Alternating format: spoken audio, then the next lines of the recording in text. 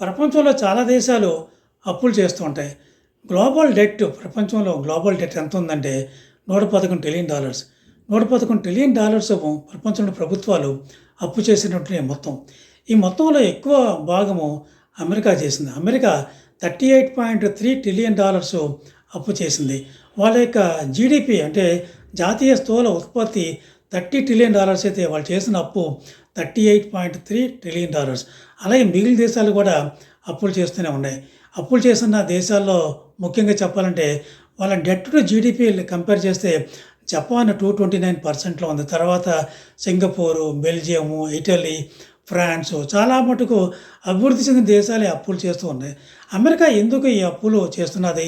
అమెరికాకే కాదు, మిగిలిన దేశాలు కూడా ఈ కారణాలను కూడా అన్ని దేశాలకే వర్తిస్తాయి. ముఖ్యంగా లోటు బడ్జెట్. అమెరికాలోనే మిగిలిన దేశాల యొక్క బడ్జెట్లో ఆదాయం కన్నా ఖర్చులు ఎక్కువ పెడుతుంటారు.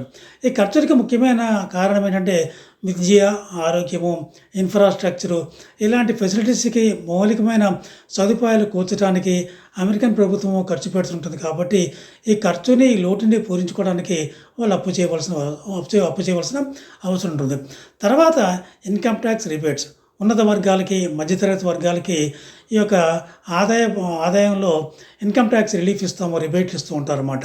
అది మెయిన్ కారణం. మన ఇండియాలో కూడా మన నిర్మలా సీతారామన్ గారు 12 లక్షల లోపు వాళ్ళెవరికి ట్యాక్స్ పే చేయకుండా 12 lakhs దాటితేనే ట్యాక్స్ పే చేయాలని చెప్పారు.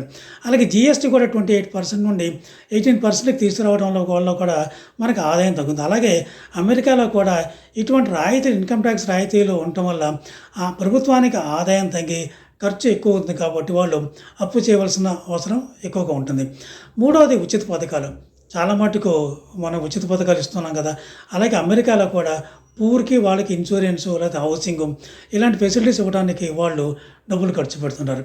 అలాగే సర్వీసింగ్ ఆఫ్ ది గెట్ అంటే అప్పు తీర్చుకున్న దానికి మనం వడ్డీ కట్టాలి కదా. వడ్డీకి మళ్ళీ తిరిగి అప్పు చేయవలసి ఉంటుంది. చాలా దేశాలు, పాకిస్తాన్ ఉందనుకోండి, వాళ్ళ అప్పు మళ్ళీ తీర్చడానికి అప్పు చేస్తారు, లేదా వడ్డీ కట్టడానికి అప్పు చేస్తుంటారు అనమాట.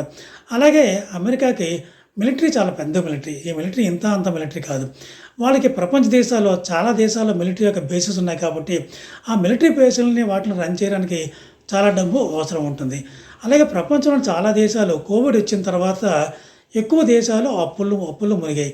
ఎందుకంటే ప్రజలకి అప్పుడు ఉద్యోగం లేదు కాబట్టి వాళ్ళకి డబ్బుని సరఫరా చేశారు. కాబట్టి కరెన్సీని ముద్రించారు. లేకపోతే ఆ బయట నుండి అప్పులు చేసి వాళ్ళందరికీ ప్రజలకి ఇచ్చి వాళ్ళ ప్రజల యొక్క జీవనోపాధి కల్పించడం కూడా జరిగింది.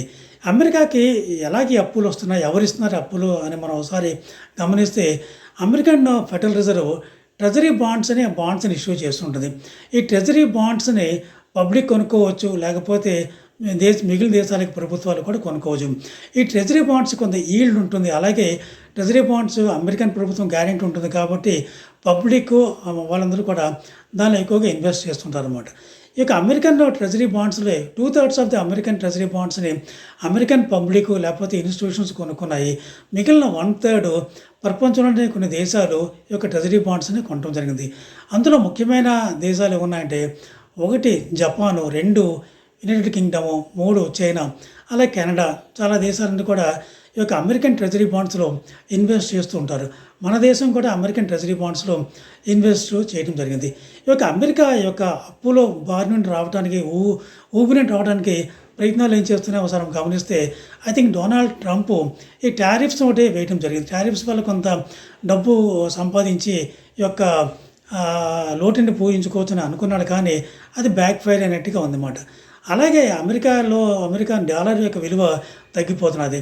ఎందుకంటే బ్రిక్స్ నేషన్స్ అన్నీ కూడా డీడాలరైజేషన్ ప్రాసెస్ స్టార్ట్ చేశారు. కాబట్టి డాలర్ యొక్క విలువ తగ్గుతున్నది. అలాగే ఈ మధ్య జపాన్లో ప్రైమ్ మినిస్టర్ కూడా అమెరికన్ ట్రెజరీ బాండ్స్ని అమ్మి ఆవిడ డైవర్సిఫై చేస్తున్నారు. Instead of investing in American treasury bonds, they are investing in gold and other currencies మాట. సో అమెరికన్ ట్రెజరీ బాండ్స్ కన్నా మిగిలిన వాటి మీద జపాన్ లాంటి దేశం కూడా అమెరికన్ ట్రెజరీ బాండ్స్ని అమ్మి గోల్డ్ రూపంలో డబ్బులు పెట్టుకుందాం అని అనుకున్నారు.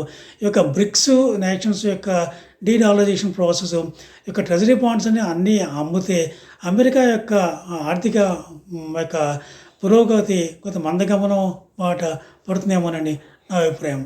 Thank you very much for watching this video.